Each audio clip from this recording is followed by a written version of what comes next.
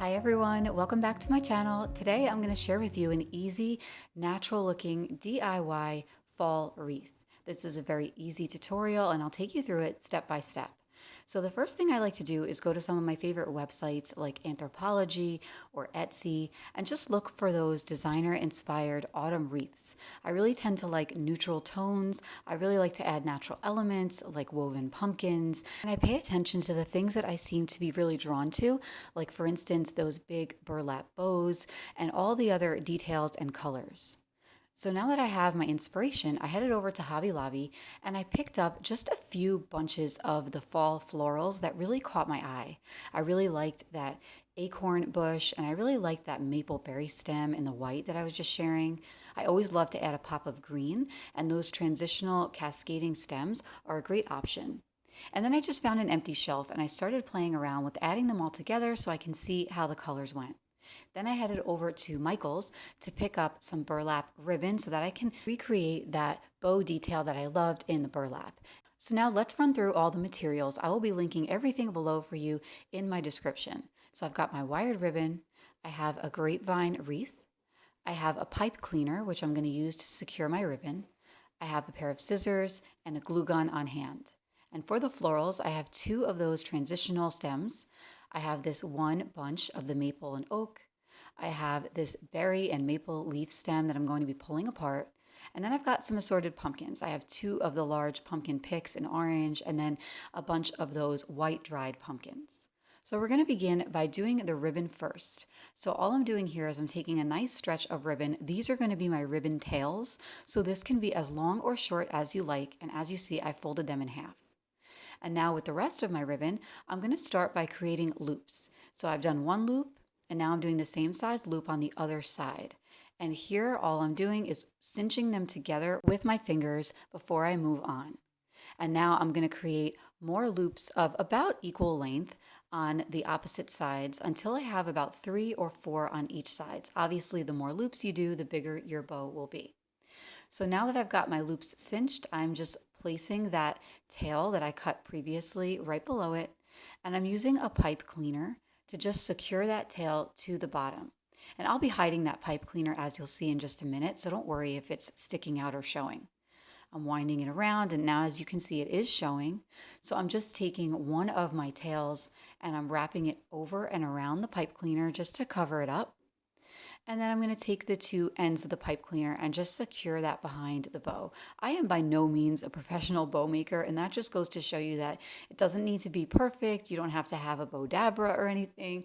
Just creating a really natural, organic look is what I was going for. And again, you don't have to be a professional. So now I'm taking my two cascading stems and really all my stems. I'm going to start by just laying them out.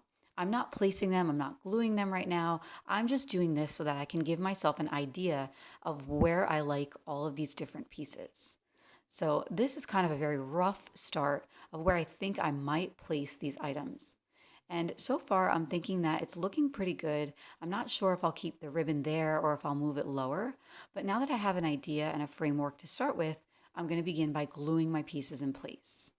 So the first transitional stem, as you can see, I'm just adding some glue to the ends of the stem and just securing it in place. And then I'm periodically, every so often, gluing another piece in place, maybe every couple of inches. And the main thing here is to just make sure that you don't burn your fingers, which can happen really easily with the glue gun if you're not careful. I'm repeating the same process with the bottom there. And now I'm taking that large acorn and pinecone stem and I'm tucking that in with the glue gun toward the center. I want it to look really full in the center, and I'm not too concerned right now with placing everything perfectly because I will be fluffing it out later.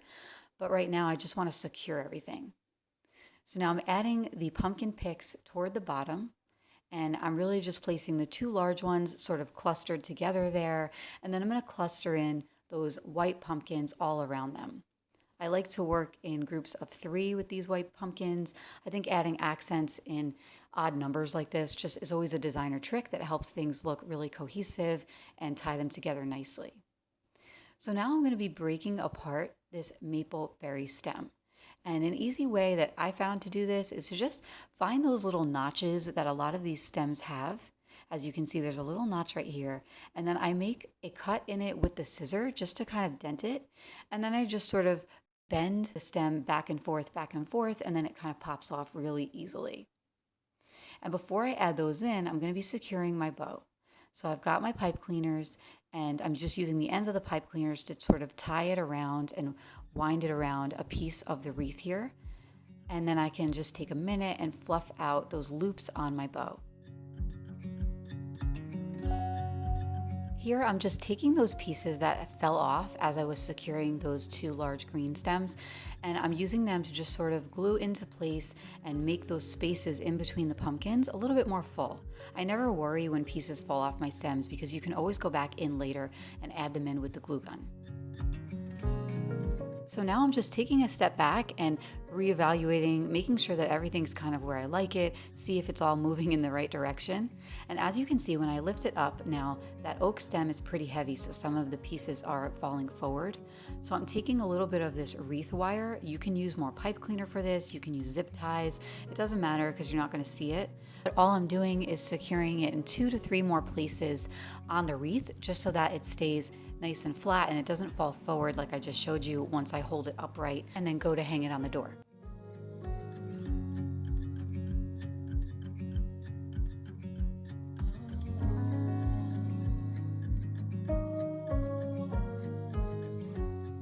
Now it's time to add in those accent pieces with those white maple berry stems. I'm so excited that I found these stems because I think that they just add such a nice pop of bright color onto the wreath. So as you can see, I'm just sort of tucking them in periodically, and then again, taking a step back, holding it out in front of me and seeing where I might need to add or move certain pieces of it. And I think that I want to add a few more of those stems of the maple berry. So that's all I'm doing here is just popping them in the places that look like they could use a little bit more. And now that I have them all where I want them, I'm just taking my glue gun and just securing everything into place.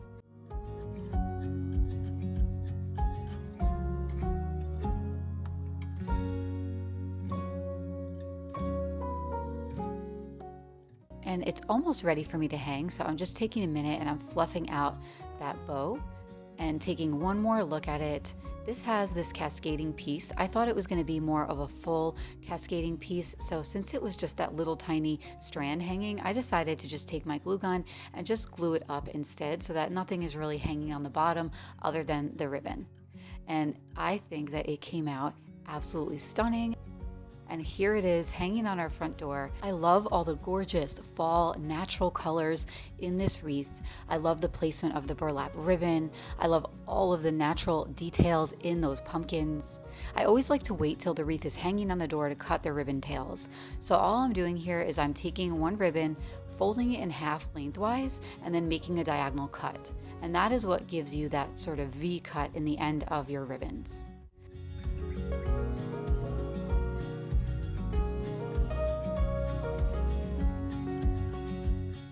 I hope that you enjoyed this easy DIY fall wreath tutorial, and I really hope that it inspires you to go out to places like Hobby Lobby that have 40% off their fall florals and create your own designer-inspired wreath. You can do it for a fraction of the cost, and there's just something that feels so good when you DIY a project like this. Thank you so much for watching, and I will see you next time. Take care.